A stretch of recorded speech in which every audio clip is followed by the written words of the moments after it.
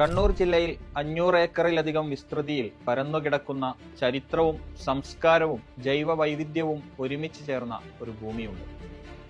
നൂറ്റാണ്ടുകളോളം വിവിധ മതങ്ങളുടെയും സംസ്കാരങ്ങളുടെയും ഇടമായിരുന്ന ഈ ഭൂമി ഒരൊറ്റ ദിവസം കൊണ്ട് പവിത്രമായ ക്ഷേത്രഭൂമിയായി മാറിയിരിക്കുന്നു. അതും ഗേൾസ് ഇസ്ലാമിക് ഓർഗനൈസേഷൻ നടത്തിയ ഒരു ഫലസ്തീൻ ഐക്യദാർഢ്യ പ്രകടനത്തെ തുടർന്ന്. ഈ വിഷയത്തിലെ യാഥാർത്ഥ്യങ്ങൾ എന്തൊക്കെയാണ്?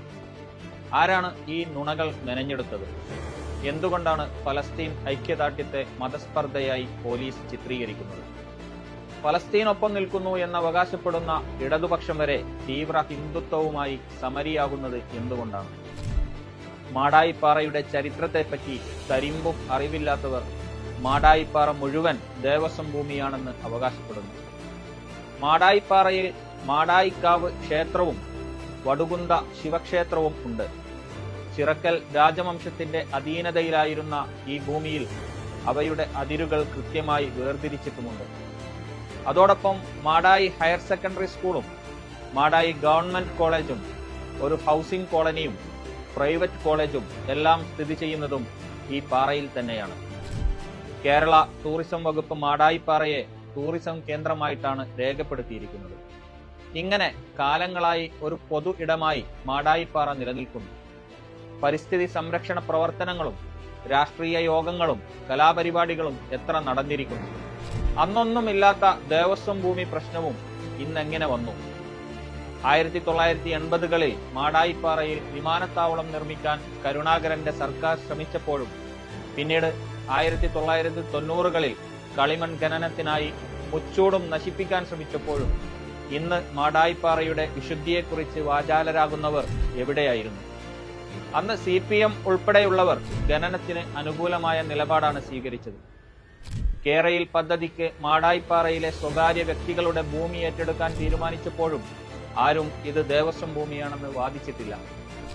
ഖനനത്തിനും വിമാനത്താവളത്തിനും കേരയിലിനും വിട്ടുകൊടുക്കാൻ തയ്യാറായ ഈ ഭൂമി ഏതാനും പെൺകുട്ടികൾ മനുഷ്യത്വത്തിനു വേണ്ടി ശബ്ദമുയർത്തിയപ്പോൾ മാത്രം എങ്ങനെയാണ് പവിത്രമായ ക്ഷേത്രഭൂമിയായി മാറുന്നത്?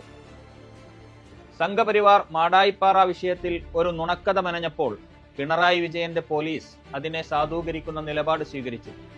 സമൂഹത്തിൽ സ്പർദ്ധയുണ്ടാക്കുക എന്ന ലക്ഷ്യത്തോടെയാണ് പ്രകടനം നടത്തിയതെന്ന് പോലീസ് FIR-ൽ പറയുന്നു. കൂടാതെ കലാപശ്രമത്തിന് കേസെടുക്കുകയും ചെയ്തിരിക്കുന്നു. ഫലസ്തീൻ ജനതയ്ക്കുള്ള പിന്തുണ ഒരു പ്രത്യേക മതത്തിന്റെ മാത്രം വിഷയമല്ല, അത് മാനവികതയുടെ വിഷയമാണ്. ലോകം മുഴുവൻ ഫലസ്തീനു വേണ്ടി ശബ്ദിക്കുമ്പോൾ നമ്മുടെ നാട്ടിൽ അത് മതസ്പർദ്ധയായി മാറുന്നത് എങ്ങനെ?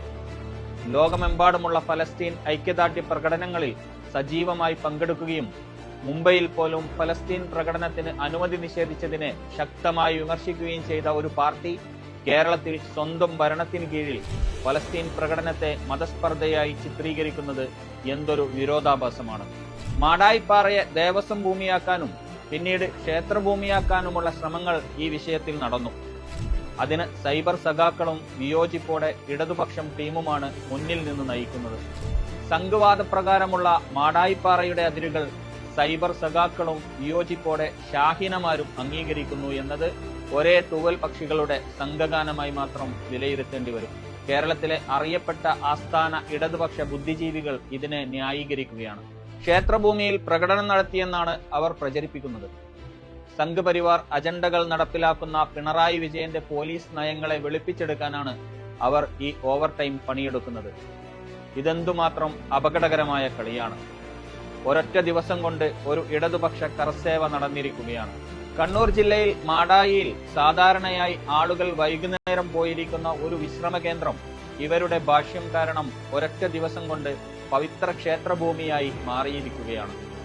പാലക്കാട് സ്കൂളിൽ നടന്ന ബോംബ് സ്ഫോടനവും RSS പ്രവർത്തകന്റെ വീട്ടിൽ നിന്ന് സ്ഫോടന ശേഖരം പിടികൂടിയ വാർത്തകളും അന്തരീക്ഷത്തിൽ ഒരു പ്രകോപനവും സൃഷ്ടിക്കാതെ കടന്നു പോകുമ്പോഴാണ് മാടായിപ്പാറയിലെ ഗേൾസ് ഇസ്ലാമിക് ഓർഗനൈസേഷന്റെ പ്രകടനം വലിയ വിവാദമാകുന്നത്. ഇതൊരു തരം നരേഷൻ നിർമ്മിതിയാണ്. ഇതിനെ ചോദ്യം ചെയ്യുന്നവരെ സൈബർ പോരാളികളെ ഉപയോഗിച്ച് നേരിടാനാണ് ഇവർ ശ്രമിക്കുന്നത്. SFI സംസ്ഥാന സെക്രട്ടറി പോലും ഈ പ്രചാരണത്തിന്റെ ഭാഗമായത് ഇതിന്റെ ഗൗരവം വർദ്ധിപ്പിക്കുന്നു. ഒരു കാര്യം നമ്മൾ തിരിച്ചറിയേണ്ടതുണ്ട്. ലോകത്തെവിടെയും അടിച്ചമർത്തപ്പെടുന്ന ജനതയ്ക്കൊപ്പം നിൽക്കേണ്ടത് മതേതര സമൂഹത്തിന്റെ കടമയാണ്. ആ കടമ നിറവേറ്റുന്നവരെ രാജ്യദ്രോഹികളായി ചിത്രീകരിക്കാൻ ശ്രമിക്കുന്നത് ഏറ്റവും വലിയ ഫാഷിസ്റ്റ് നീക്കമാണ്. മാടായിപ്പാറയിൽ ഉയർന്ന മുദ്രാവാക്യങ്ങൾ ഫലസ്തീൻ ജനതയുടെ അതിജീവനത്തിനായുള്ള പ്രത്യാശയുടെ ശബ്ദമാണ്. ആ ശബ്ദത്തെ ഇല്ലാതാക്കാൻ ആർക്കും കഴിയില്ല. കാരണം അമേരിക്കയിലും യൂറോപ്പിലും ഉൾപ്പെടെ